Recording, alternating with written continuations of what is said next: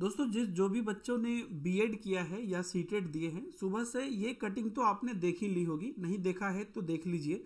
CTET में BEd वालों के परिणाम जारी करने पर रोक। अब इस पर आपने कुछ वीडियोस भी शायद देखी होगी कि ये फेक न्यूज़ है, या ये भी देखा होगा कि ये ठीक है, न्यूज़ है, लेकिन अभी सीबीएसई वाले का इंतज़ार करिए, रुकिए, मतलब ये आधी बात है। तो मैं आपको, अगर आपके पास फ्यू मिनट टाइम है, तो मैं आपको इसकी पूरी जानकारी देना चाहता हूं, ताकि आपकी सारी कन्फ्यूज़न दूर हो जाए और पूरी जो है क्लियरिटी आपको हो जाए। तो यहाँ पर देखिए, पहली बात तो ये न्यूज़ बिल्कुल भी फेक नहीं है, ये बिल्कुल न्यूज़ करेक्ट है। और ये न्यूज़ आप अलग अलग चैनल्स पर देख सकते हैं। आज इवन अगर आपके घर में अखबार आता होगा तो आप वहाँ पे भी देख सकते हैं। अलग अलग चैनल्स पर ये जो है न्यूज़ ऑलरेडी प्रकाशित किया गया है। ठीक है, तो ये न्यूज़ तो पहली बात बिल्कुल भी फेक नहीं है, लेकिन न्यूज़ है क्या वो समझना ज़रूरी है। ठीक है, अलग अलग चैनल्स पर आप देखिएगा तो ये न्यूज़ आपको दिख जाएगा और ये न्यूज़ बिल्कुल सही है। तो चलिए पहले न्यूज़ पढ़ते हैं क्या है, और इसकी मैं आपको असली बात बताता हूँ इसके अंदर है। प्लीज़ वीडियो को लास्ट तक जरूर देखिएगा, मैं जल्दी से जल्दी वीडियो को ख़त्म करने की भी कोशिश करूँगा, तुरंत सारी बात बताता हूँ। देखिए, इलाहाबाद हाईकोर्ट ने सीबीएसई को केंद्रीय शिक्षक पात्रता परीक्षा प्राथमिक स्तर में 2022 में शामिल बीएड डिग्री धारक के परिणामों के जारी करने पर रोक लगा दी है। कोर्ट ने कहा कि बीएड डिग्री धारक के परिणाम सुप्रीम कोर्ट में दाखिल विशेष अनुमति याचिका पर आदेश आने के बाद जारी किया जाए। यदि परिणाम जारी किया जाता है तो वह विशेष अनुमति याचिका के आदेश के अधीन होगा। हाईकोर्ट अब इस मामले में 4 सप्ताह बाद सुनवाई करेगा। यह आदेश न्यायमूर्ति आशुतोष श्रीवास्तव ने प्रतीक मिश्र वो अन्य की याचिका पर दिया।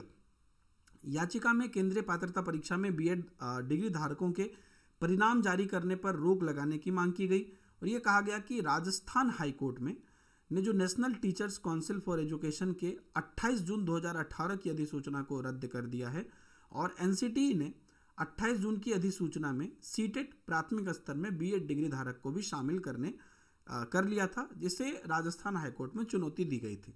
तो पहले तो ये बात जान लीजिए कि ये कोई जो आज आपको आदेश दिया गया है, ये कोई आदेश नया नहीं है। कुछ और भी मैं आपको एविडेंस दिखाऊंगा जिससे आपको समझ में आ जाएगा।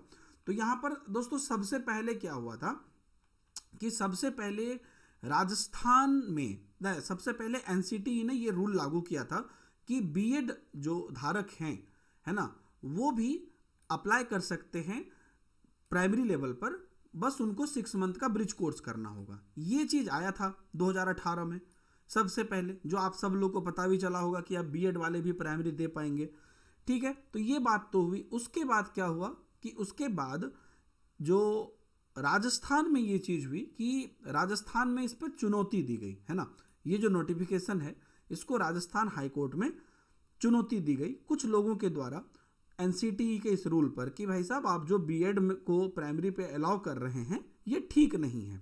ठीक है, तो इस पर राजस्थान के हाईकोर्ट में चुनौती दिया गया था। तो वो मामला आगे चल के जो है सुप्रीम कोर्ट में पहुंच गया बाय द वे। और यहाँ पर देखिए, बीएड डिग्री जो धारक थे उन्होंने भी खुद भी याचिका लगाई थी कि नहीं हमको तो शामिल किया जाए।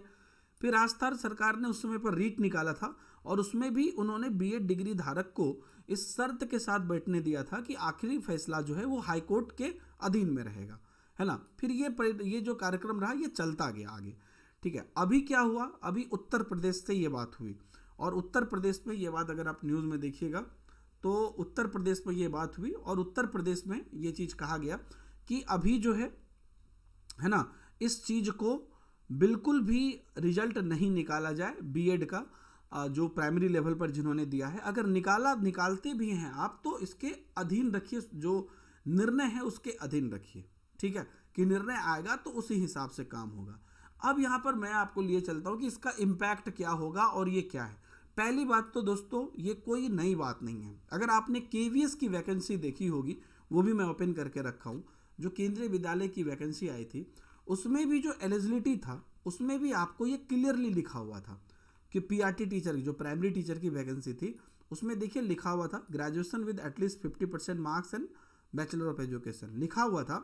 लेकिन यहाँ पर नीचे ये भी लिखा हुआ था कि BEd candidate can apply and go through the selection process, but their inclusion in the panel based on merit will be subject to the outcome of the SLP in the Honorable Supreme Court.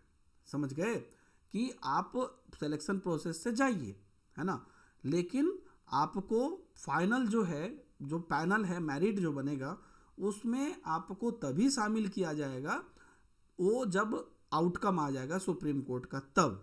तो ये कोई नई बात नहीं है कि ये बात सुप्रीम कोर्ट में है या जो है राजस्थान सरकार से, राजस्थान के हाई कोर्ट से ये बात शुरू हुई। ये बात कोई नई नहीं है, ये बात उसी टाइम से 2018 से चल रही है।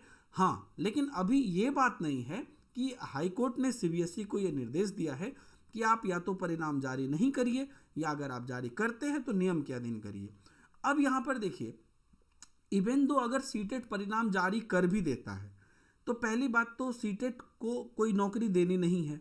आप समझिए बात को, सीटेट को तो कोई नौकरी देनी नहीं है, तो वो परिणाम अगर जारी कर भी देता है तो वो एक कंडीशन लगा के जारी कर देगा, तो उसमें दिक्कत नहीं है। दिक्कत क्या है कि अगर आप अब यहाँ पर कहीं पर भी जाइए, मेन पेच फंसा हुआ है फैसला पे ही। जब तक फैसला नहीं आएगा तब तक ये जो है चीज़ ठीक नहीं होगा।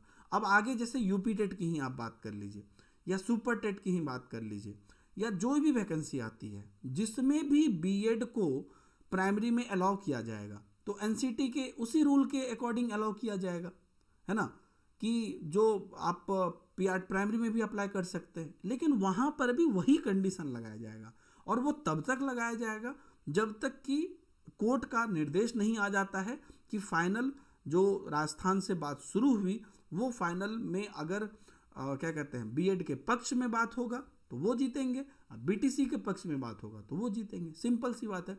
तो इसमें अभी अगर मान लीजिए सीटेट रिजल्ट निकाल भी देता है तो भी कोई दिक्कत नहीं है, क्योंकि कल को जब मान लीजिए आप जॉब के लिए जाइएगा तो वहाँ पर तो मांगेगा कि आपका क्या है क्वालिफिकेशन।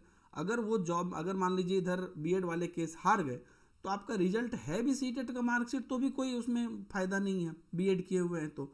लेकिन अगर केस जीत गया बीएड तो तब आपको फ़ायदा है। इसलिए मैं ये कहना चाह रहा हूँ कि ये जो नोटिस निकली है इससे मतलब कोई ऐसा आपको मतलब कुछ ऐसा बदलाव नहीं हुआ है। बस उन्होंने परिणाम जारी करने पर इसलिए रोक लगाने के लिए कहा होगा क्योंकि एक बार मार्कशीट निकल जाती है फिर बच्चे लोग और उम्मीद करने लगते हैं, इसलिए उन्होंने रोकने को कहा होगा।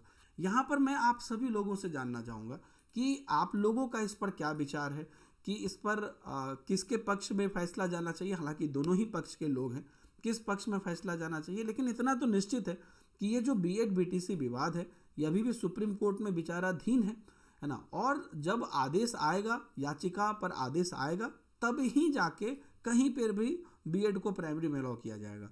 जब तक आदेश नहीं आएगा तब तक अलाउ नहीं किया जाएगा। मतलब पॉज मोड समझते हैं ना, एकदम पॉज किया हुआ है, रुका हुआ है। तो इसलिए ये प्रोसेस तो केवी ने भी दे ही दिया था, उसी टाइम पर आप देख ही लिए थे। और आगे कोई भी फॉर्म आएगी, वैकेंसी आएगी, तो अगर वो बीएड को इस तरीके से प्राइमरी में लिखेगा तो वो उस कंडीशन के साथ ही लिखेगा जब तक कि सुप्रीम कोर्ट का और जो है फाइनल निर्देश नहीं आ जाता है। तो यही कहानी है दोस्तों, और ये पूरी बात है 2018 से शुरू हुई। पहले एनसीटी ने आदेश दिया कि बीएड को शामिल करो, फिर राजस्थान हाईकोर्ट में ये याचिका दायर हुई कि नहीं मत शामिल करो लोगों के द्वारा। फिर उसके बाद वो केस चल रहा है, जब तक वो केस चलता रहेगा तब तक एनसीटी का रूल यस या नो क्या होगा उस पर चीज़ें पॉज रहेंगी, तब तक वो शामिल नहीं किया जाएगा। तो उम्मीद यही हम लोग करें कि जल्द से इसका रिजल्ट निकले। सबसे पहली बात तो क्या कहना चाहता है कोर्ट, उसका रिजल्ट अब तो 4 सप्ताह बाद है, तो जल्द से उसका रिजल्ट निकलेगा तो सब कुछ वहीं से फाइनल होगा और दूसरा कोई उपाय नहीं है। Thank you very much everybody. उम्मीद करता हूँ आपको समझ में आया होगा। आप भी अपने पॉइंट ऑफ व्यू जरूर बताइए। बाय बाय, जय हिंद।